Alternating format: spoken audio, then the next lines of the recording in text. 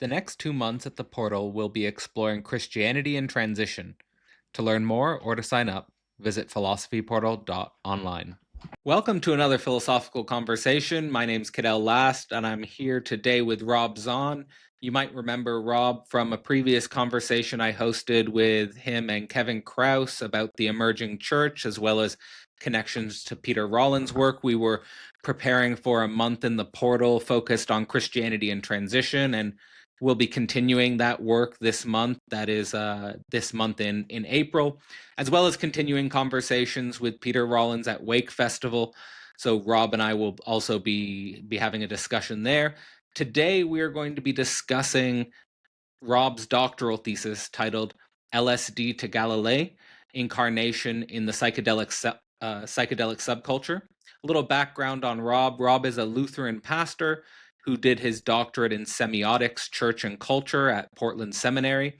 And in this doctoral thesis, basically here outlining the history of Christianity in the context of death of God theology and in relationship to the countercultural revolution of the 1960s and some of the cultural excess that came out of that those events from the 1960s. So super excited to get into this with you, Rob. Maybe as a starting point, what motivated you to specifically focus on this topic? And we'll go from there. Yeah, thanks, and thanks for having me. It's a pleasure to be able to talk about this stuff. And anyone that's done any kind of work for a number of years, it's nice to kind of be able to start talking about it from that side of the action. Yeah, that's a great question. How did I get into it? How I got into it is actually a little bit tangential to even the topic. But I suppose at the core, being somebody who started in professional ministry right around the time of the emergent church, I've been fascinated in the what might be considered the fringe of culture or theological culture that kind of orbits around whatever is kind of the norm of the time, and this work actually is part of that. The side part of that, the personal part of that, you could say, is as we get into the topic of LSD, as you get into the topic of the effect of psychedelics on the Christian church of the 60s. It's really pioneered by a group called the Brotherhood of Eternal Love. The Brotherhood of Eternal Love, long story short, thought everybody on the planet should take LSD because that'll make, peace and love, right? And that's what it's all about. And the way they funded that was the funded LSD was that they would smuggle hashish from Afghanistan, bring it into the country. They would sell it, use the profits to manufacture LSD and give it away for free. And as it turns out, my dad was a drug smuggler bringing in hashish from Afghanistan and Pakistan. So I was as interested in what my dad was up to as I was in the theology and the workings of the church of the day. So though that's tangential to our topic, it's a really fascinating story too.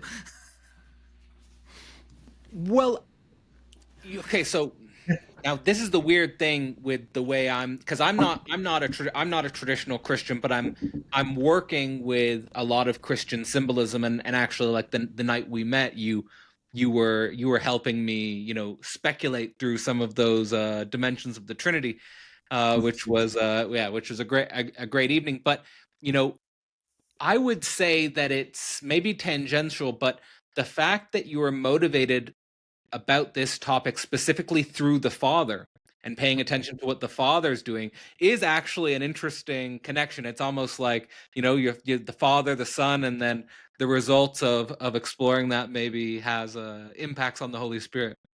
Yeah, you could certainly run with that, and maybe this is an example of a really good metaphor, even pushed too far. But the other part of that is right. My dad wasn't around, so maybe this is the son looking for the father. My God, Exactly. my father, why have you forsaken Yeah, me? yeah. No, now I have to write a PhD thesis. Exactly. Oh no, let's figure this You out. abandoned me. If the Father was there, you never would have written the PhD thesis, which is there you go. Exactly. I love that. So, okay, so motivated from that perspective, but explicitly here connecting it and starting the work with a grounding in a certain biblical and theological dimension, and this is a biblical and theological dimension that I think we probably both share an interest in with someone like radical theologian Barry Taylor, where Barry, in his work, he says that we find God, we find religion in the least likely spaces. And he's also inspired by the countercultural revolution as well. He's thinking about finding God in like a rock concert or something like that, or something of that nature, finding it in certain musical expressions, but you're sort of starting out your work by saying that there's a biblical foundation to this, that God is found in the other, God is found in the unexpected, God is found in the outsider, in contrast to finding God in priests or prophets or pastors or something like that. So could you maybe speak a little bit to what motivates you to start with this foundation? Yeah, and maybe not so much it is what motivates me, but the stories itself. If I just even go into that biblical foundation, I'm always fascinated in as a pastor, and to be clear, I also didn't really grow up in the church. I mean, I was kind of there and kind of not. I was a musician, so I was always kind of on the fringe, and Sunday mornings was really never my norm. But what's interesting to me as I did get to know some of the biblical stories is how much they are about a God that is always found in the other, and how opposite that is of the actual institutional church expression of come here and find God. Like come to the community and find God on a Sunday morning, or come to this church or come to this temple. And yet the biblical stories are opposite of that. And in the thesis, I really leaned into the Hebrew story of, and I don't want to assume anybody knows this story, but there's a story of a talking ass, right? A talking donkey, that's what it's called, in the book of Numbers. And what's interesting about that is that the book of Numbers spends an awful lot of time in the first half of it talking about the structure of the tent or the camp, right? Israelites are wandering in the desert, and then they have this instruction book on how to design the places that they camp. But think of it as the instruction manual for how you're going to even design a temple or a church or a society for that matter. And thinking of concentric circles, it's actually rectangles, but just think of concentric circles. It's the Holy of Holies or the tent of meeting that's in the middle. That's where God dwells, right?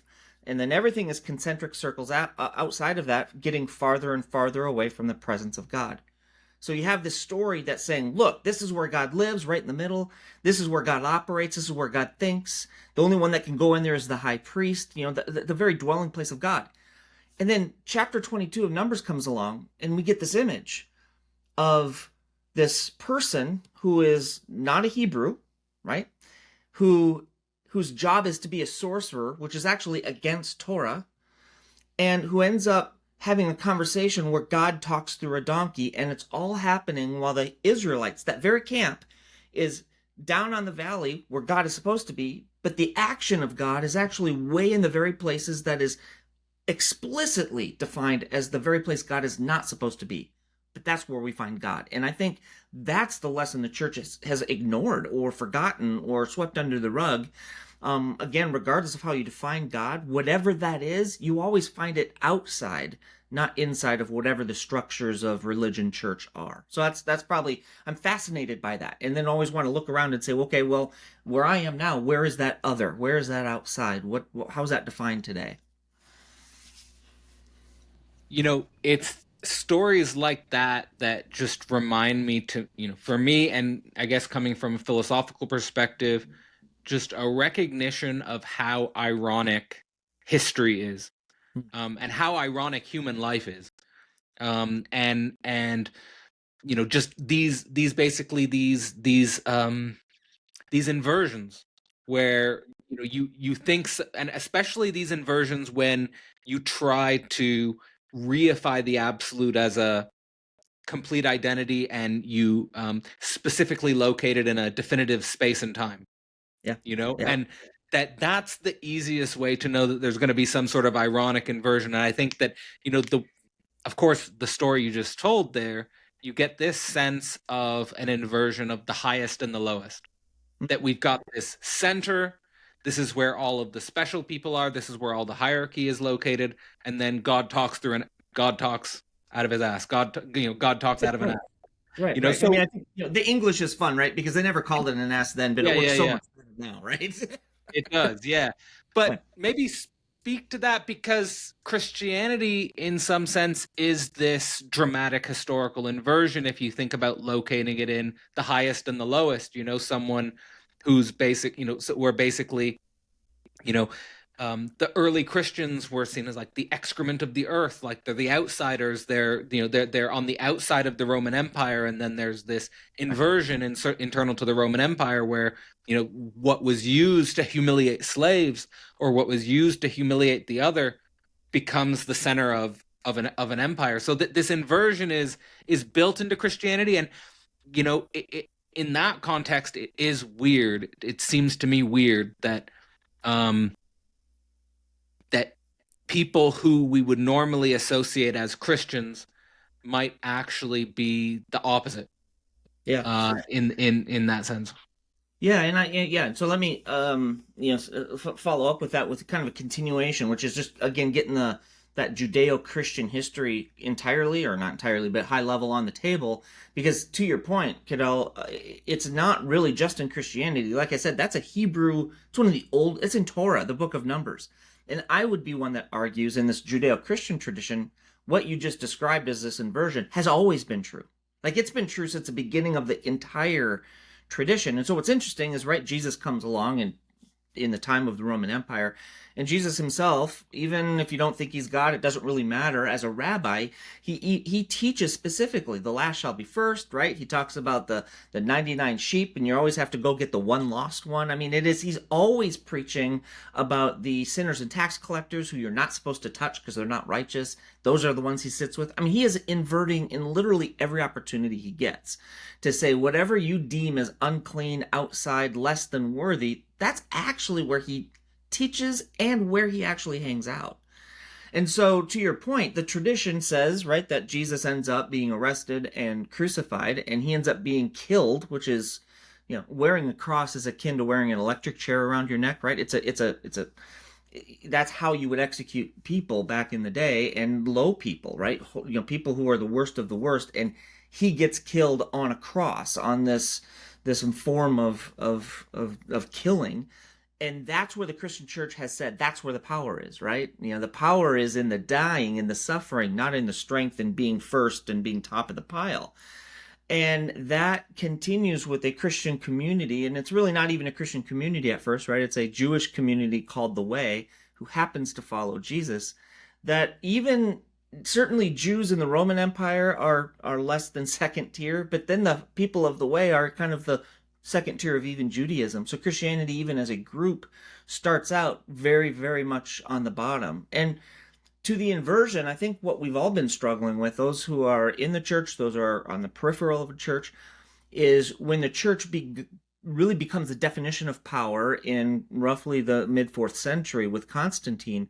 All of a sudden, the church that has been valuing the lower than, less than outsider becomes the power structure of much of Western civilization from that 350 forward at the, when the Roman Empire falls. And so I think that's been this tension point. The struggle of the theology and the philosophy of Christianity is it has been dominant and yet values the lack of dominance. And I don't know if that's where you're going with that, but that's kind of what I think is interesting about whenever the church seems to feel lost or dying or people aren't attending or people don't get it, they do exactly what everyone has done. They look inside to what are their strengths, and really what they should be doing, which has always been the story, is look for God in the least of these, in the other, on the bottom and the last of the line. And we forget that. Everyone forgets that, and has for almost 2,000 years.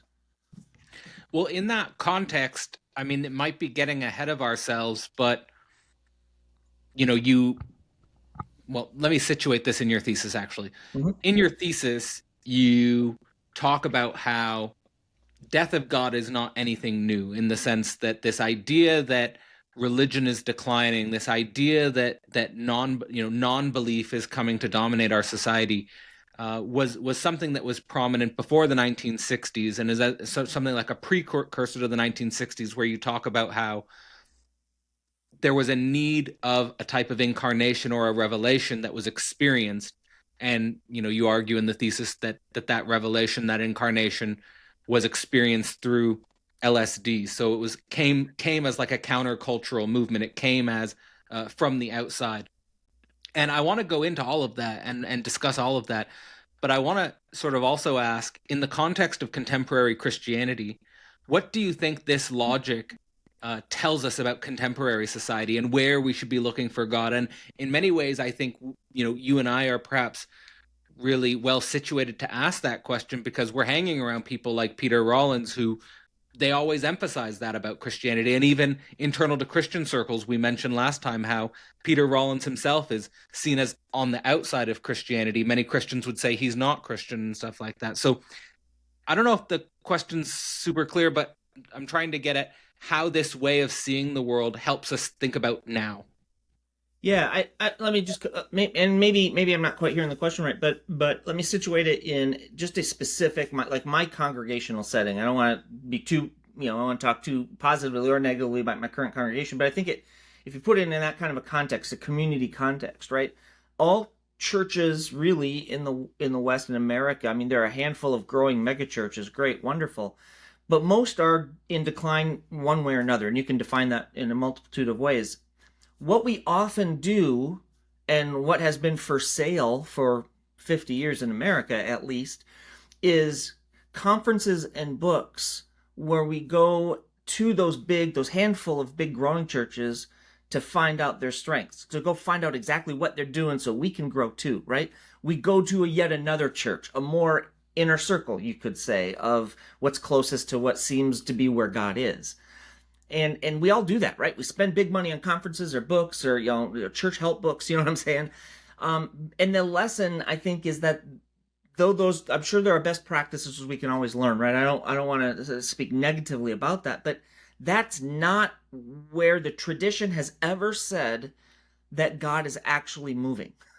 If there is a God and that God is actually reincarnating and is moving again, or revival is happening, it's always in the places that are the least likely. It's always going to be in the places where actually the church doesn't even want to go, because as in Jesus' day, right, those are the lepers, those are the people who are unclean, and we still operate that way. So I don't know exactly, I think we're all struggling to figure out exactly where that is, but I think the tradition is very clear on where it is not. I think, no, that's very helpful to me. Like, and I just want to emphasize how terrifying, how challenging. Like, if you really take on this idea, I think it can't be anything but a little bit terrifying, a little bit challenging, because we all have that motion to find an inner circle, right? And we all do that. But there is that emphasis in Peter Rollins' work that actually the key to the pyrotheology is this decentering practice.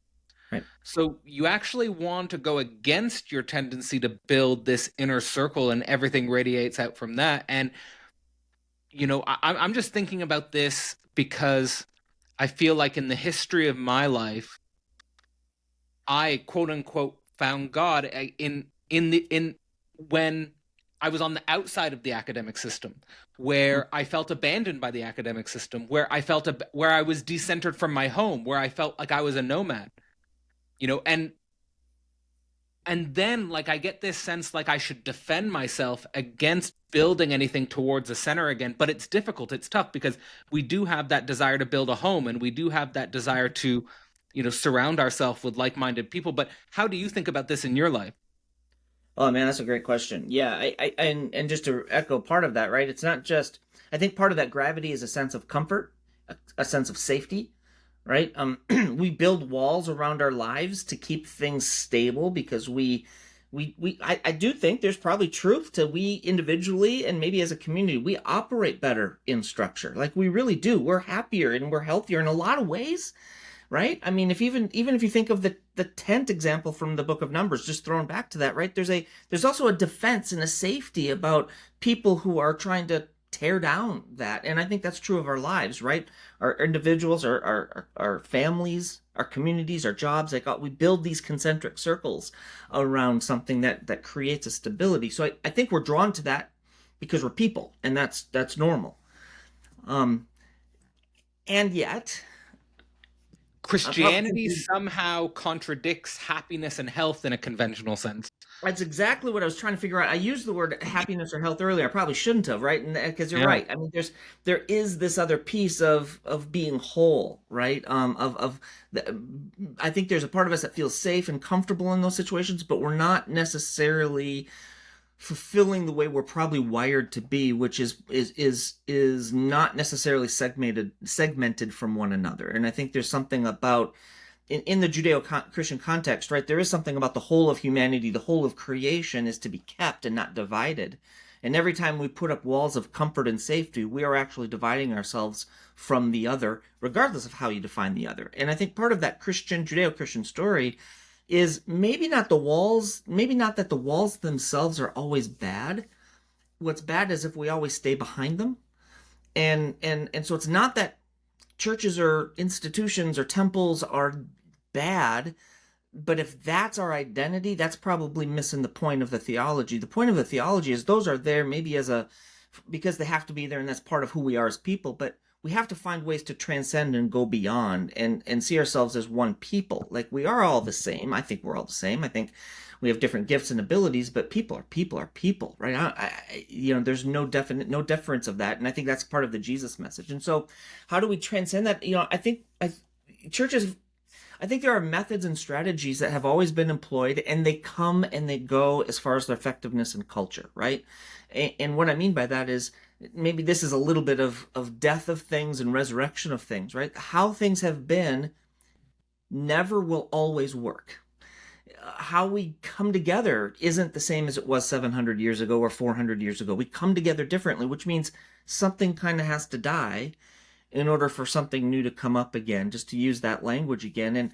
And it always has to die if it's no longer serving the whole and it starts to actually being walls that we can no longer go through because it separates us from humanity. When that happens, we're betraying the very purpose of the tradition. And so I don't know what that is, but I know music is one of them, right? I mean, that's part of my doctoral thesis, right? Is music that came in through the hippie culture was in part a cultural divider. There was a type of music that was absolutely just unwelcome in a church setting, which makes no sense, right? I mean, as if God has a music store and with only one section of style of music or something. I mean, that doesn't even compute. But we create these divisions and these barriers between people, and whenever those actually separate us and no longer actually help us, I think that's what the tradition is clearly speaking against. Anyway, that's rambling a bit, but No, that it's again, it intersects with many different things that I'm currently thinking and working on, actually, because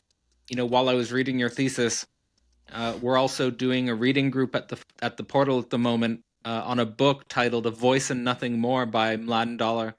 And one of the theses in "A Voice and Nothing More," one of the interesting ideas that comes up in that book, is that new musical innovations throughout history have always led to social destruction. So there's a way in which new music is seen as socially corrosive, socially disturbing. And I think that obviously does come up in your work, and obviously does come up in the way we think about the history of the countercultural revolution. That new rock music, or that new whatever, like, it was seen as socially disruptive. And and probably today people think about it or like when I was growing up, it was probably more hip hop was seen in that way, as like a new musical form that was potentially socially destructive. But there is that dimension of things, and maybe connecting this to still staying on the theological topic, yeah. about how you define divine revelation moving from the outside in. So it's not just that it appears outside, but it moves in. And so maybe we need to think about it as like a non-orientable motion of outside in, inside out, this type of thing. Yeah, and maybe I'm not thinking this through, but as we were talking about, it moves inside. Maybe it doesn't move inside as much as the gravity shifts to this new place, right? The center, if you will, shifts to this new place, and that becomes its own new thing, and not necessarily leaving behind and the other thing fizzles out, but because it often in the tradition, right, it stays within the tradition. I mean, there's still Gregorian chant, it's just not used all the time. It's still there. Hymnody is still a big deal, but lots of churches have moved towards rock and roll and other, right? So I think the gravity shifts a bit, and maybe that's part of this, right? And I think you mentioned in one of our conversations, what is fascinating about this is we've actually returned to some of these Yeah. ancient forms of music. They all different generations, and so they don't leave the non or what is it, non-orientable space or surface. They're Yeah. still there. It's just in a different center of gravity, if you will, and things shift.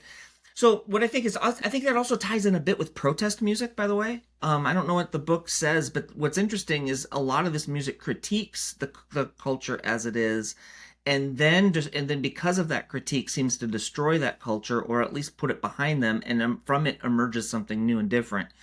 And what's interesting is when it comes to the Christian contemporary music that really emerges out of the LSD hippie culture, which we can get into that a little bit more if you'd like, but that music was not directly critiquing the Christian culture before, but it was a little bit, I don't know if antithetical is too strong, but it wasn't deeply theological music or historical music as hymnody was at the time. People even to this day will still say, we need to sing the hymns, that's where we get our theology.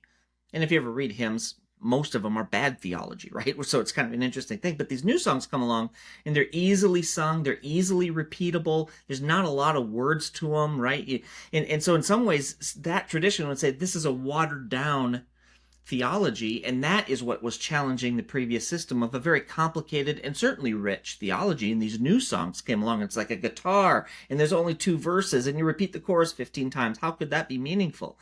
But it challenged a heady, modern, meaning the era of Martin Luther forward, kind of church experience, which was about the written word, and moved into an experiential experience, church reality, I should say, that was less about all the words you sang and more into how the music, if you will, brought you into certain state of being, if that makes sense. So the music, I would say, definitely shifted things, and it wasn't just about the words that were sung, but how they were sung and what they did to the community. And that music was far more accessible. It wasn't 4-part harmony. You didn't need to read music. You could listen to the dude singing, playing guitar, and just sing along with them. And so it broke down walls in so many ways. Well, yeah, I do want to get deeper into specifically the role of LSD in the counterculture, but I want to stay a little bit still with the theological dimensions of this first, which is, and maybe we can start with extrapolating it out, perhaps a more general principle of the relationship between experience and language, because I would interpret it to be like, the outside, if we're thinking about the outside and the inside, like the outside is kind of like an experience without words, or an experience that hasn't been covered by words yet, and it gradually moves in, if we want to use that language, to an inside. It gains a symbolic body, or it gains a certain linguistic structure, which builds that inner circle. But there could be like a higher order pattern here between the inside and the outside with experience and language that we want to pay attention to.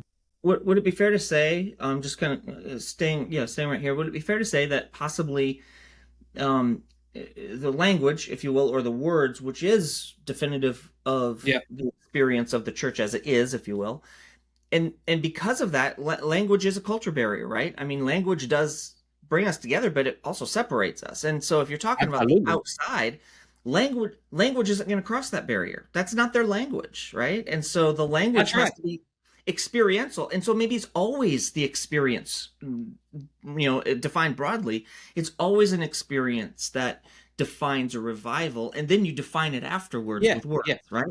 And the people on the outside have to come up with an inner language that only they know, and they have to create new concepts and create new words and create new ways of seeing things, right, which to the people on the inside is crazy. Right, exactly. Like peace and love. I mean, that's honestly, it seems, even from now, you go, peace and love, that seems like a completely Christian statement, right? That hippie slogan of the day. But, you would be caught dead being in the church of the time, thinking that was going to be the creed you would speak on a Sunday morning, peace and love. You know what I'm saying? It was cultural language that meant something on the outside that, as to your words, I think it's perfect, right? Seemed crazy on the inside. At least from a doctrinal Christian repeated, liturgical standpoint. So let's think about this from the standpoint of Judeo-Christianity and the way this happened internal to Judeo-Christianity. So you've already said that, this way of thinking predates Christianity specifically, and it's in the Torah. And at the same time, sort of you emphasize the divine revelation as, of course, the mystery of a human person, God appearing as a human person. And let's say that Jesus as a historical figure was seen as crazy or mad from the point of view of the Jewish authorities of his day, and in some sense flipping over or completely inverting that whole structure. So how do you understand the historical relationship between Judaism and Christianity, and do you think that there's anything unique that's going on there, religiously speaking, in the context of world religions, and specifically that weird relationship between Judaism and Christianity? How do you think about this? Yeah, well, that's a big one. I'm just throwing the Exactly. thing in itself at you. Exactly. No, that's good stuff. I love it. It's well, I think there's a whole bunch of things. So first of all, what's interesting about the relationship, in my opinion, from Christianity and Judaism, a number of levels, right? So just for those who may not really know kind of the history of it real well, right? Jesus is crucified and is said to have risen again. That's roughly 30 in the Common Era, 33 somewhere in there. Doesn't not really matter. And we don't have a lot after that, right? We have letters of Paul about 15 years after that, and Paul says some stuff about Jesus. The Gospels, all four, Matthew, Mark, Luke, and John, all of those are written at 70 CE, which is a good 40 years after the fact and later. And what's interesting is, in the time of most of the writings, Christianity isn't actually a religion. It's just another sect of Judaism, right? You've got the Sadducees and the Pharisees and the Zealots and the Essenes, and you've got people of the way. They're still Jewish. It's not a separate thing. And so here are these people who see Jesus somehow as different, and maybe they're talking about it, but there's not a lot of writing about it, that Jesus is different in some way. And once they start claiming, meaning these people of the way, start claiming that Jesus is God, or Jesus is God incarnate, or somehow embodies the divine, right? Who knows what language they really used at the time. That's when Judaism says you're no longer Jewish. Because part of that, in my opinion, and my read of it, is all of a sudden God then is defined in this person. And that's anti-Torah, right? That's an idol. You can't even say the word God, let alone say a defined human being is God. And so they end up getting kicked out of Judaism, basically. And that's kind of when Christianity is born, somewhere around 80 in the Common Era, somewhere in that era, in that time period. So at that point, then they truly are the underdogs, right? There's some research that says, I don't know how accurate this is, I'm sure somebody like me put it in a doctoral thesis, and who knows, but that says that the reason they grew at that point, though, is that they were always concerned with the other. Like, they were the ones nursing the sick. They were the ones feeding the hungry. And what happens when you're the one on the outside and you have this experience of someone loving you and caring for you, maybe precisely because you are outside of whatever the center is, then Christianity starts to grow. And so whatever it is that's unique about Christianity, at least in its beginning, is that it actually did forgo the rules of Torah, the rules of, at the time, Judaism, although they probably still thought they were Jewish, to some degree. They either ignored Torah or they took Torah seriously, right? You can take that either way, and started caring for all these other people. And then the center of gravity moved towards Christianity, and it became a thing, right? It really kind of grew. And I think, if I didn't say it, the number they supposedly say is they grew roughly 40% a decade for a couple hundred years. I don't know how true that is, but it would have to have grown quickly in order for it to become what it did in that 300-year period. And as a starting point, I think what's unique, though, is exactly to this conversation we're having, is that they did do the opposite. They did flip the script. They weren't concerned with power and authority. They were concerned with the opposite of that, and that's actually what grew the religion. And I don't know how much you could say the theology or the Christology, what you think about Jesus, says about that, other than Jesus was always clear about the last shall be first. And clearly people followed that, and I think that's the beginning of Christianity in my mind. That was great. The thoughts that are coming to me is like, and this is like maybe even the value of Christianity to me, is that the hardest things to do is to do what's right even when no one's looking, when it will never be recorded, when it will be lost to history. And to still do what's right, and that, that there are seeds planted there that will grow fruits. There are seeds planted there that will grow things which, may become, remembered to history or recorded or get everyone's attention. Maybe you'll benefit from those fruits, maybe you won't. But that's kind of the vibe that I'm getting from the early Christianity. Yeah. And also what's coming to my mind, you can respond to that, but also what's coming to my mind is that we can never see year zero. Meaning, like when you're talking about, well, even 30 years, 40 years after Christ, they're still not Christians. So like, but we recount our history as that they would be Christians. So we can't see year zero. And the reason why I think that's interesting for our conversation is because I kind of think about the 1960s counterculture in that way. It's like, we still don't know what seeds are planted there. I still think we're still grappling with the consequences of the countercultural revolution.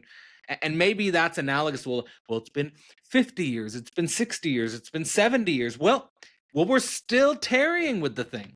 Yeah, that's a great point. I'm not sure I've fully thought about it in that way, and I like that we can't define year zero. I'm gonna chew on that a little bit. Back to the first point, just on not that we have to do Bible study in this space, but some people, even if you're not a Christian or didn't grow up in the church, and Cadell, I'll just ask you if you've heard that story of the 99 sheep where the one goes off and Jesus follows them. Have you heard that story before? So there's this parable Jesus gives.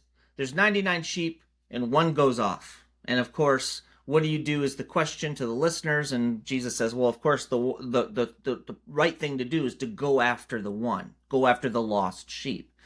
And countless sermons have been preached about, well, yeah, we always go after whoever it is that's lost, right? Leave the 99 behind. But that's never sat well with me, because that, you're still leaving 99 behind. Why would you go after the one and put all your energy into the one and leave 99 behind you? And what's interesting about the Greek there, this is how we screw things up all the time, especially in the church, and is that the Greek is apolumi, I think is the word, and the word doesn't mean lost. It kind of means lost, but more appropriately, it means destroyed.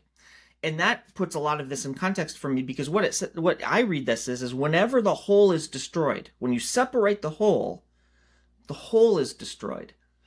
And somebody's left behind, something perishes, something goes away. And so I think part of that early Christian story, right, is that whenever you lop off a group of people, dehumanize a group of people, forget about a group of people, that's actually that, I don't like to say anti-Christian thing, but the non-Christian thing, or the thing that Christians, how we mess things up is when we actually start labeling and dividing and separating. That we go get the one, not because the one is more important than the 99, but that the whole is more important than any part of it. And this concept of the whole of creation, all of the cosmos, if you will, is more important than myself. So to your point of, do I give up my own fame and glory about doing the thing that will be remembered through the ages? Well, of course you do, because it's not about you. It's not that you should completely sacrifice yourself. I'm actually not in favor of that, but you also, the good of the whole is actually incredibly important in Christianity. The other, right, is more important than me. So I don't know how you're smiling. I probably said something stupid.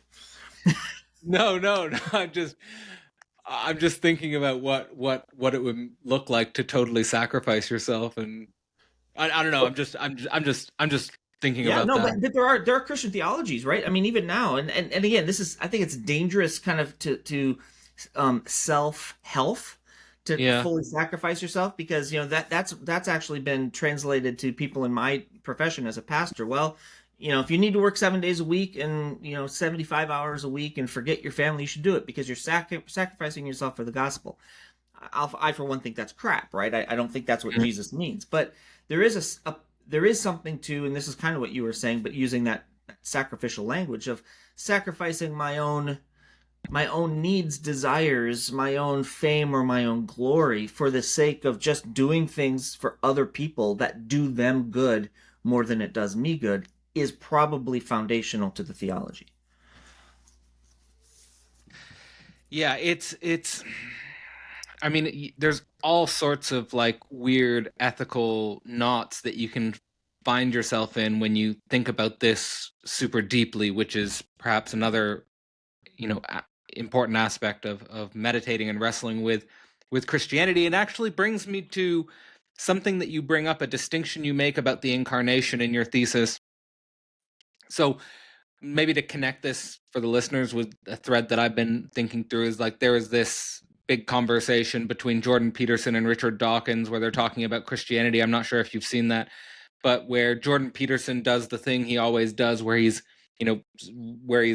constantly wrestling with, well, did Jesus actually die and like was he actually died and resurrected? Like if we were to go back, would we actually see the resurrection and stuff like that? And I think for me personally that actually it's the metaphorical significance of the idea and how that applies to our lived experience, which is most important. And getting caught in the historical literalism of the event is maybe not the point. But you actually bring this up in your thesis related to Hegel, that the incarnation is more broadly understood than traditionally defined in regards to the incarnation is relating to your individual experience more than the actual historical event. And I want to know how deeply you've thought about that and what that Yeah. means to you.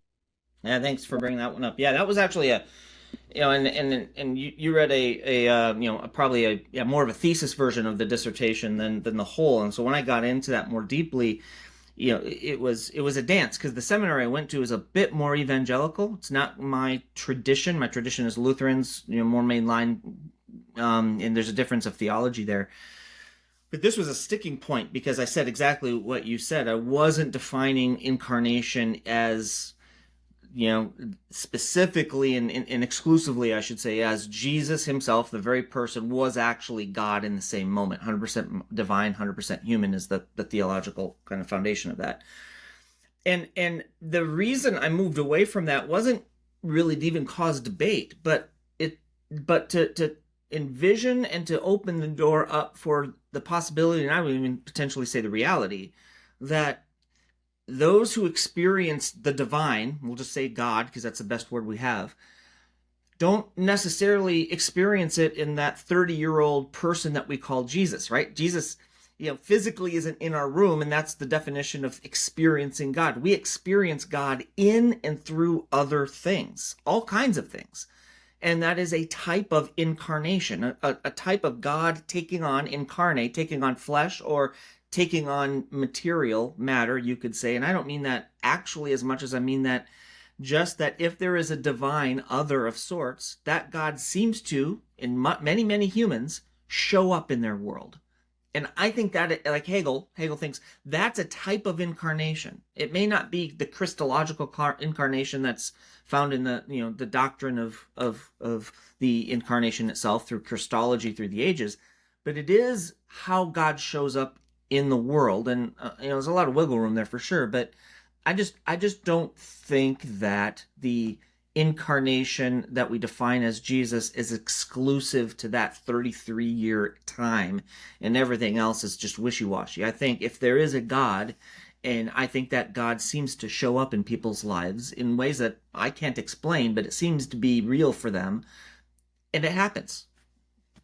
Well, I would say like that totally empties Christianity of its radicality for me. If you think that, if you're thinking about the incarnation, and I remember so when I was in my late teens, early 20s, I was constantly in these religious debates with a Christian, American Christian, and we're debating the evolution versus religion, intelligent design versus religion. And for him, the axiom upon which his entire worldview oriented was the actual literal historical death and resurrection of Christ.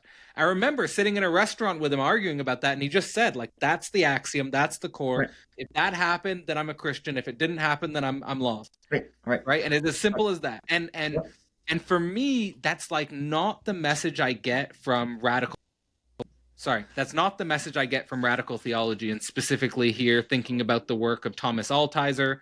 Right. And probably you could trace this back to Luther, but certainly in the work of Altizer and the work of Rollins and Taylor, you get this idea, and I'll just draw this specifically from Altizer, that on the Christian side of Christian atheism, they have to reconcile with the actual death of God, that they're worshiping and orbiting around an actual dead God, and that for the atheist, that there's value in knowing that you encounter Christ, so to speak, in every living human face. So there's this idea that this death and resurrection process is something that's a radically present reality in the divine human within all of us, that we're all wrestling with in different ways, so to speak. That's how I'm sort of And Martin Luther. I mean, Martin Luther actually, refers to us as little Christs, right? That's what he says. In post-resurrection, we are little Christs, and I'm saying that is a incarnation we can keep talking about. In the story I used before, God was talking through a donkey. That is a form of incarnation, and so it's not that Jesus isn't important. It's just that I am conceiving of God as more than that. That resurrection post Jesus, right, is something more than just this one physical body, but somehow God shows up in and through each other, and that's where my thesis is going, right? I'm saying that God isn't on the cross in the church, where everyone wanted to turn and ask themselves, how do we do church better, or how do we have a revival? God was in another community, but the very community God wasn't supposed to be, right? So Jesus shows up, God shows up in places beyond, if you will, the singular event of those 30 years. And I don't fully know how to explain that, but that is part of the tradition. And even Luther, right? We are little Christs. Go and be little Christs to the world. Yeah. Yeah, I like that. And, for me, the more I think in that direction, the more the symbolism and the ideation and all of that starts to make more sense to me, because, like, for example, how we started this conversation, like, immediately we can think about this in structural terms about fathers and sons, or teachers and students, or parents and children, or elders, and we can think about this in radically human ways, and we can actually see the forms that are being pointed towards in Christianity, even among structures and processes which don't explicitly identify with the content of Christianity. Right. And I think that's where it gets really interesting to me, is where you can see, for example, and this is something that Zizek will talk about, like where you can see, for example, the Holy Spirit in organizations and collectives and processes which you don't think of as Christian. Like he talks about socialist politics and psychoanalysis and stuff like that. Right. Yeah, and the concept of some of the slogans you see, I know in our broader Lutheran church you hear, and it's not exclusive to us by any stretch, but that we are God's hands and feet in the world, right? That and it even gets to the radical place of and it's a radical for the church person, I should say. It's not necessarily radical for everyone else, but you see certain issues that are ongoing in culture, and I hear this and see it on Facebook and all that all the time. So not making for those from my congregation, if you're listening, not making a personal claim, I'm just making a point, right? That we can pray about getting rid of guns in schools all we want, but at some point you got to do something. We need to be God's hands and feet in the world, right? That there is a sense of God's love for the world being incarnate in the human beings that are here and now, regardless of a lot of things, right? You can make a whole list, but yeah. So that point is I think one of, in here I'm following again Zizek's Christian Atheism, where ultimately that book is a theopolitical treatise. Mm-hmm. And like, let's give the example of you can't just pray to get guns out of the school. Like, I think that's exactly what Zizek would see as inoculating the radical core of Christianity. Whereas like in like deadening it, like when in some sense, like the real potential theopolitical power of Christianity is that people would be mobilized as God's little hands and feet to actually start a political movement which would actually get guns out of the school, not just, and like the prayer would be just an imaginary wish fulfillment. So it would be, I guess that would be the distinction. It would be like, are we thinking about religion as an imaginary wish fulfillment, or are we thinking about religion as a actual material force? Because that would be the subtitle of the book. The subtitle of the book is How to Be a Real Materialist. And we don't usually think, and that's another part of the work that I'd like to carry forward, is that we don't usually associate religion or the religious with materialism.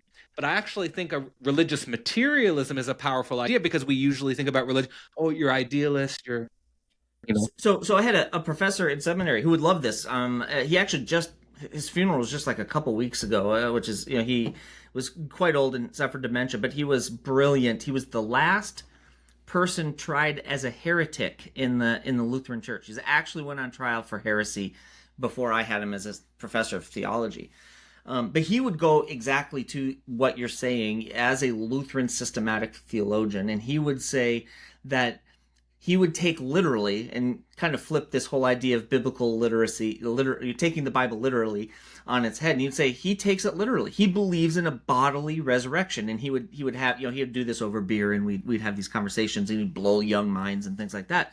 His people don't like hearing us Christians as materialists, to your point, but he would say, no, it is. If we believe in a bodily resurrection, that means there is something physical here.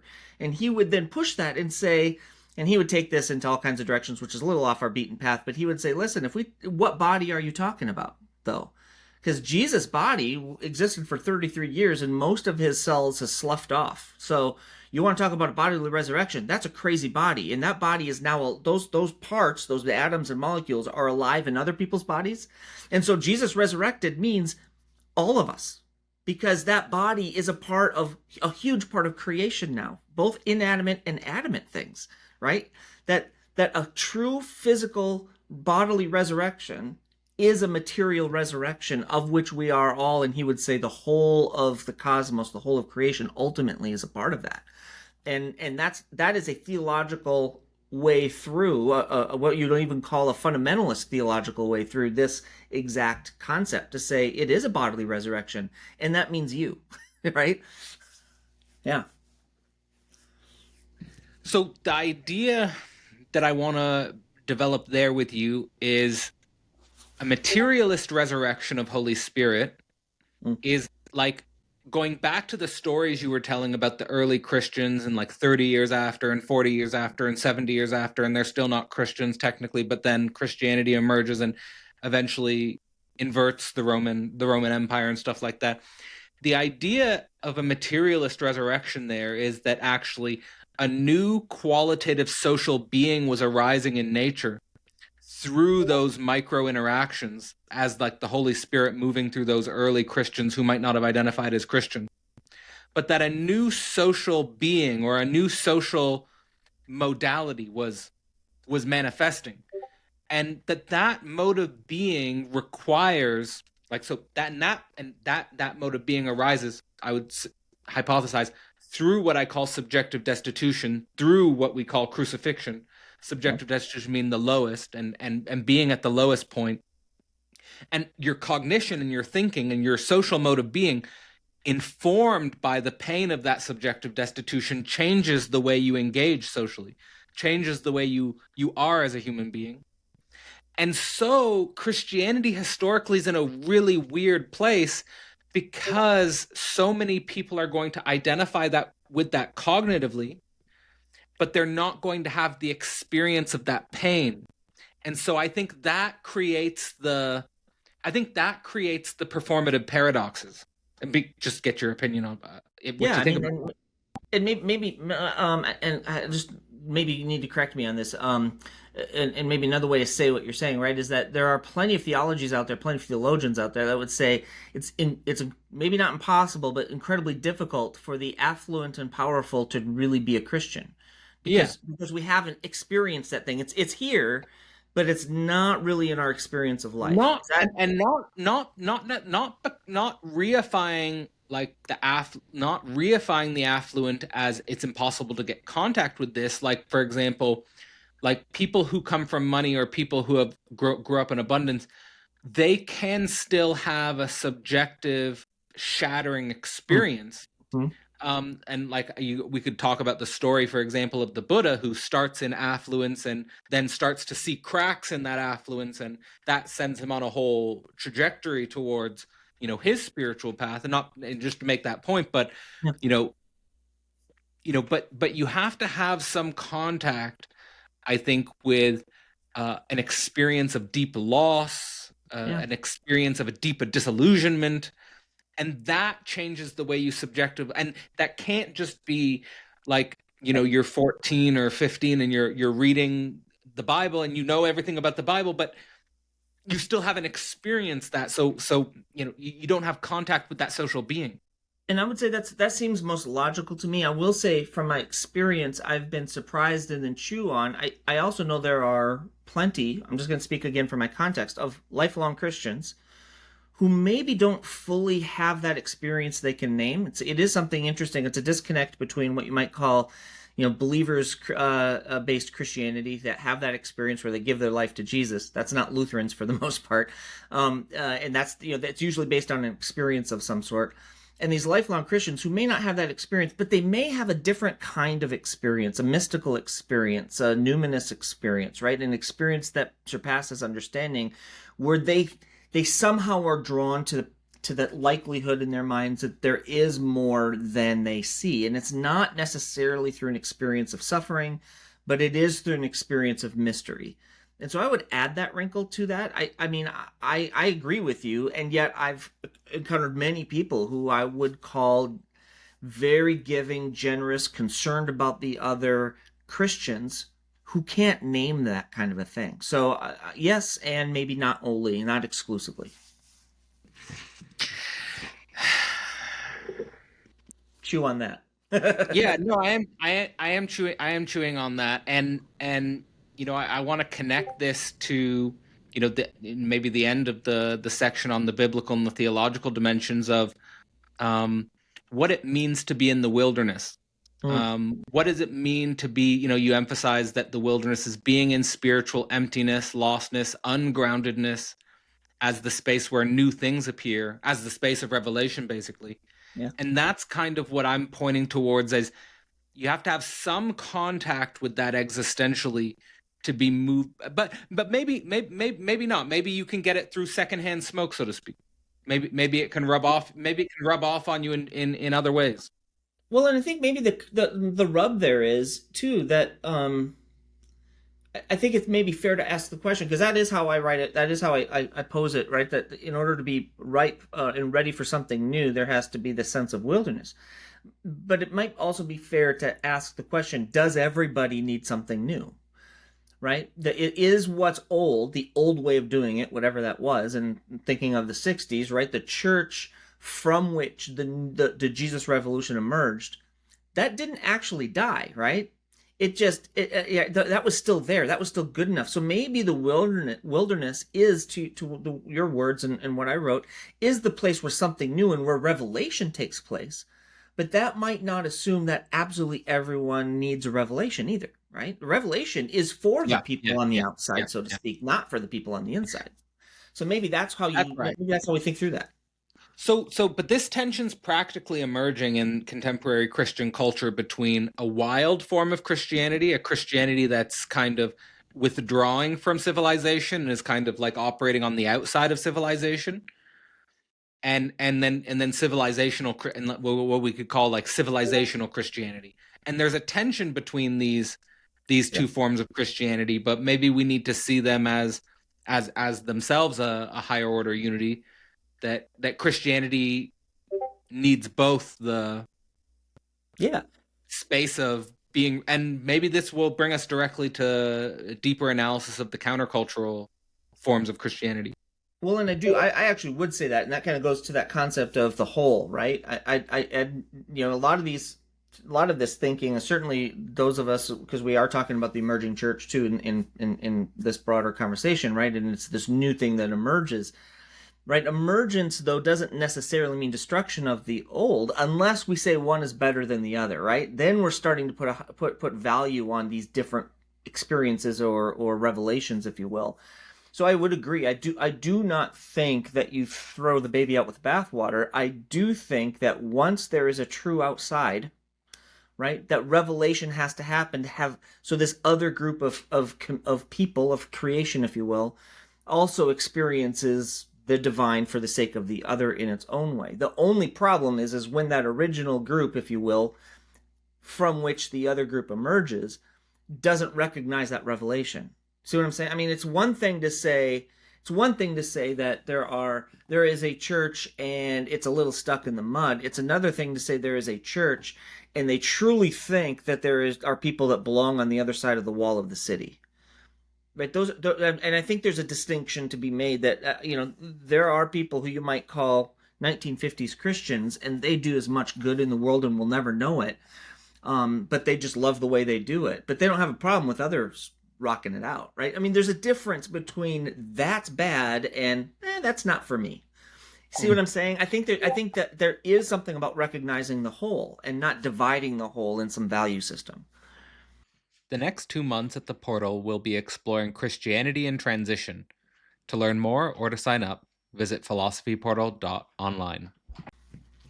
So then let's bring that mode of thinking, let's bring that perspective and everything we've been building up towards to specifically the historical context of American Christianity. I think in your work you're pointing towards, you say in the work, is God dead? No, but religion may well have been. So there's this way in which religion had lost its kind of its own grounding, its own reason for being. Yep. And you sort of set that as a frame of reference for Yeah. the stuff that's going on in the psychedelic counterculture. How are you making sense of this? Yeah, I do think especially with such a major cultural upheaval in the U.S., a good part of the West at least, I think the church, the institution of the church, religion, theology, and everything we're talking about, right? Where are the borders and boundaries of who's in and who's out?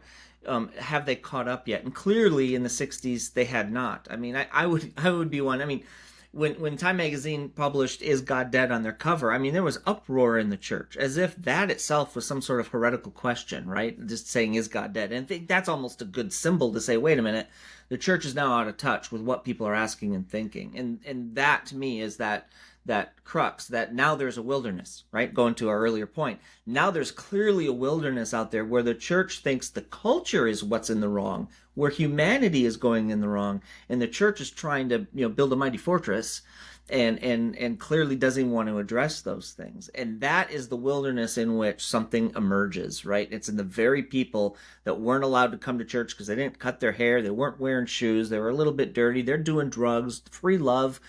Those people need to be like us, and that's where the problem is. And I think that's it's not that God was dead, but religion was clearly ineffective.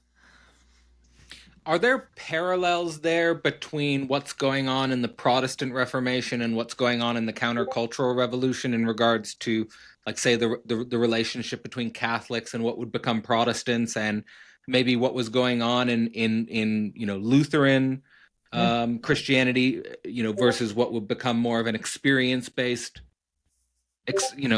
Yeah, I mean, right. The Protestant Reformation is in some ways complicated because you get all kinds of financial and things going on, right? Because the Catholic Church needs to fund St. Peter's, and so they sell indulgences so they can build the cathedral, right? Indulgences were basically you could buy your relatives, your already dead relatives, you could buy their way into heaven. So this is one of the big things Martin Luther is talking about. Not the only thing, but it's one of the big things. But in some ways, it's the culture almost was the one that stayed put in the church, or religion that went off the deep end in some ways, because it's religion that started getting kind of wacky.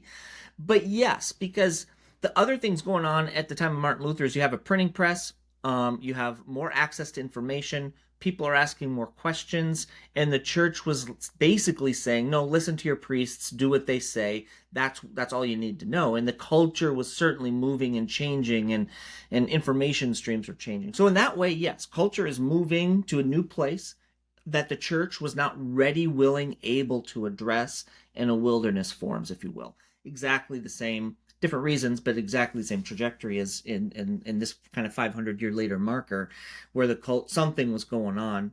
And then part of my dissertation, of course, is I think LSD, psychedelics, has a lot to do with that, and there's plenty of information about that out there too. But that's certainly a role. Well, funny, my personal experiences is actually that, not sure how often I've mentioned this on the podcast, but my first deep experience with psychedelics was actually practicing ayahuasca with a Christian group in a church. Like it's a Christian group that their ceremonies and rituals, like if we make the distinction between people doing LSD on the outside of the church and the church building a fortress, my first experience was that there are Christian groups who have brought psychedelics into the church itself and have built a ritual space in and with psychedelics. And I wonder if that would have been possible before the countercultural revolution, or these groups that I'm talking about in the present context. It's not like the law or contemporary state organizations are friendly to them. They're constantly dealing with legal battles in that direction. But it seems to me like that is an interesting result of the types of tensions that are playing out in the countercultural revolution. Yeah, and what's interesting about psychedelics, and stop me if we're going too far in this direction, but and then with Christianity in particular, I would guess from what I've seen is certainly in the time of the 60s, right in that era, you would not. I'm not saying it never happened, who knows, but you would not generally see, a Christian church with Christian rituals around some kind of psychedelic. I just don't think you'd see it. But the caveat to that is, right, psychedelics are discovered, and that's such a horrible, kind of colonialist word, or a colonizing word, I should say, that they're discovered, but they're always used in Christian in religious contexts, right? So Timothy Leary goes down to Mexico because he hears about these magic mushrooms, and he has to engage in a religious ritual in order to take those magic mushrooms. And so psychedelics have almost always been deeply tied to some sense of religion or the divine. And I think it just took, and there's a number of books out there, the psychedelic gospels. There are a lot of books out there that actually talk about the early church and the potential of psychedelic influences, magic mushrooms, on the early church. It's a discussion for another time, but I do think that religion in the 60s, Christianity, is in a different place. And now, you do see some psychedelic participation in those rituals, but it's more that Christianity might be catching up to psychedelics, not so much psychedelics finding their way into religion. Oh, totally. Yeah, I'm saying that Christianity. I know that, but not. Yeah, absolutely. And at the same time, I'd imagine that any traditional, I know actually that probably most Christians would see psychedelics as satanic, or label psychedelics as satanic. What do you think's going on there in the perspective of Christians at the time? I'm not sure if you did much research, Christians at the time calling this stuff satanic, or Christians that you've met who might have that point of view. Yeah, both. I think that comes from two streams. One of them is the religious perspective, meaning, anything that alters you, it's kind of, is somehow ungodly, right? You're not pure. You're not purely experiencing life as was intended. You're altering yourself. And so that's a kind of theology of body as temple kind of thing. There are also Christians who might come at it from a medical perspective as well, and I know some of them, given my context here in Rochester, Minnesota, which is home of the Mayo Clinic, and so I've talked to some people who just say psychedelics are just bad for you, they're dangerous or whatever, who are Christians, but they're coming at it from a perspective within medicine, right? But most Christians that see that as that would say that psychedelics are bad for you or satanic or whatever are coming at it from that body as temple perspective, I think. Or they're coming at it from the perspective it's opening you up to unknown forces, right? Whether you believe in that or I've not. heard that one a lot. Yeah. And that's, I mean, to me, all that's debatable stuff, right? We're talking theology, right? We're not talking, hard science. And so, if you believe that there are other bad forces, then you can say that clearly there would be actions that would or would not open you up to said forces. And so, those conversations, you really have to kind of get down to a different level of the theology to kind of even get to that place, right? There's other theologies, which is a little bit what I mention is I mean, if you believe there's one creator, for example, then everything in creation is of God, and so there has to be a use for most things, if not all things, you could find in a place. I mean, Ecclesiastes even says there's a time for everything under heaven. So there are different, even within the Judeo-Christian context, there are different ways of approaching these natural substances, and even the ones that are created in a lab, because they are part of creation. So there's that aspect of it, and then there's the aspect of how people respond or what people get out of it, right? There's one thing that says just taking it's bad regardless of your experience, and then there's the other side that says, well, wait a minute, some people have some really, really good mystical spiritual experiences, and then some people have bad trips, right? So how do you deal with that? Well, I think that the one thing that I think the line I'm trying to walk is, on the one hand, let's say the extreme of just like an absolute prohibition, an absolute ban, like, and Timothy Leary's time. I remember reading the original papers and stuff from Timothy Leary's research days. I mean, and the state came down on him hard, right? Like, and he lost his job ultimately as a result of these experiments. And so there's this absolute ban perspective on it, obviously. And then on the other hand, there can be like an uncritical, unreflective, immersion in these substances, which I think can also be problematic. Like, I want to emphasize, like, psychedelics are incredibly disruptive. Like, right. I remember when I first started getting, dabbling, when I started experimenting with this stuff, I associate it with a time in my life of a wild deterritorialization of my own mind, and like sort of a wild nomadic period of my life, and blowing, and a lot of the structures of what I was were blown apart and had to be reconstituted through an arduous journey and process and labor, which I see as an enormous spiritual, work. So I want to emphasize how dangerous, you're dealing with something dangerous, and that's precisely why I think religious structures and spiritual structures can coalesce around the use and the repetition and the ritualization of these things, precisely because they're dangerous. Right. Right. And dangerous and divine, and the divine is dangerous, and the dangerous, all this stuff, right? So exactly. So the question I want to ask you, based on your thesis, is that you have this line, which I think I got from Terence McKenna also, which is that you get a lifetime's worth of spiritual pursuit in 100 micrograms of LSD. Like, it's just like, I think McKenna talked about it as like democratic nirvana or something like that. Like, it's just like, you don't need to go train for 50 years or something in a meditation. You just here's so what do you think about what we're receiving in playing with these transformative subjects, in the transformative substances? Sorry. Yeah, no, and even Leary said something. He said he'd learned more in one trip than he did in something like 10 years of psychiatry, right? He learned more about the human mind in one trip than he did in 10 years of psychology. So, yeah, there is something about that certainly that what happened in the 60s, and it still happens today, but psychedelics became a lifestyle, right? And I think there's a lot to critique there, possibly. Because historically, in all of those religious contexts, and even non-religious contexts, just the ritualistic contexts, really a lot of them were, you would do this once in a lifetime, right? To your point, these are dangerous, they're disruptive, they start or end a journey of sorts, they restructure your view of the world. And there's not a lot of research on how and why, right? Because research was ended when they all became illegal. But I think they're deeply powerful. I think we have to be super careful, and pretty much everything that has been learned says things like, coming out of Leary and Richard Alpert, set and setting matters. And that doesn't have to be a a theological system, but it does have to be a ritualistic system. That set and setting matters. That will help, and intention matters. What do you intend to get out of these things? And so when it comes to psychedelics,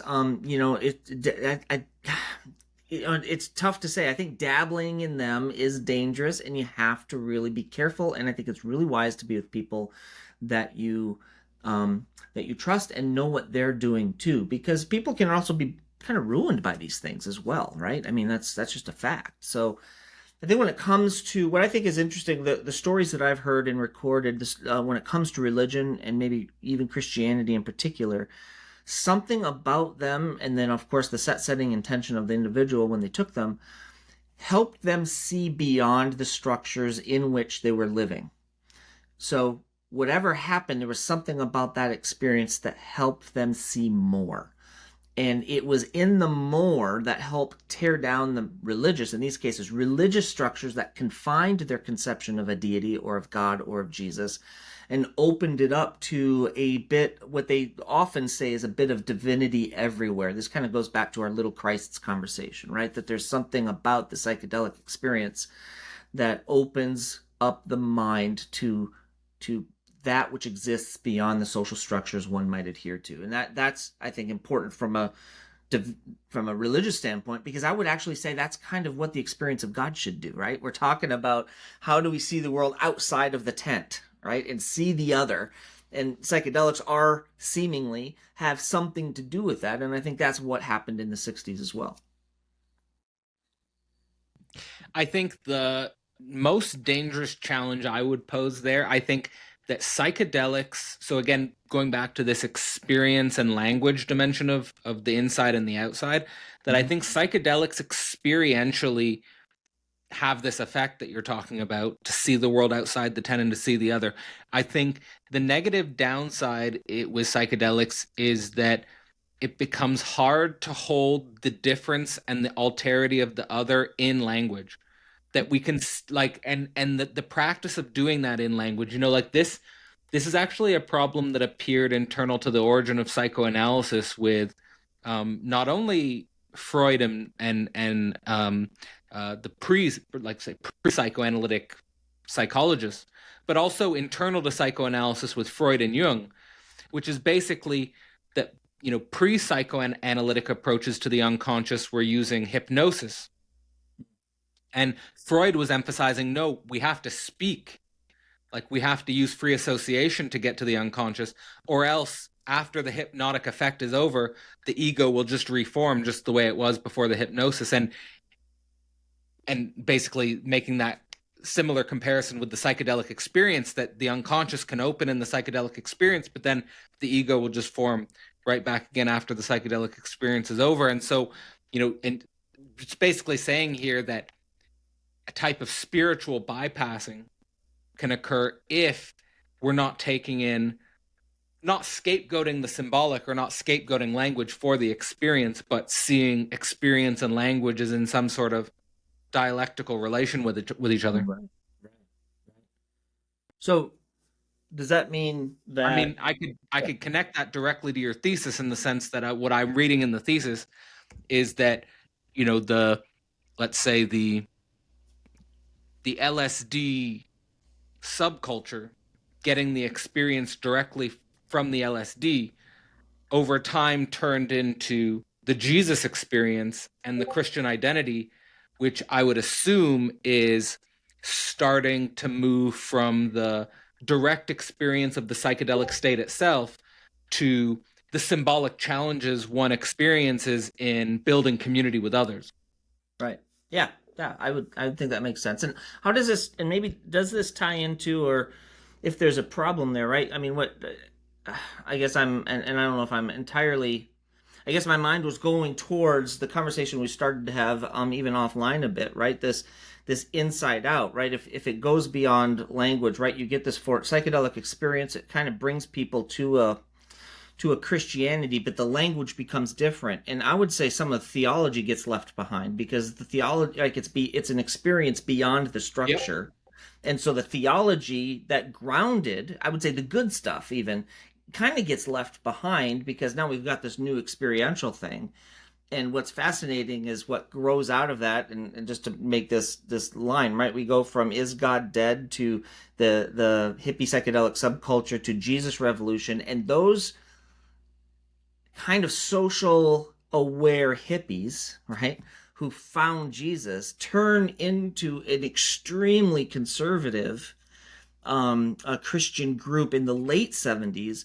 And some would say, I probably would be one of them, because there is what was left behind, forgotten, or never tied to was this grounding theology that was always about the other in the first place.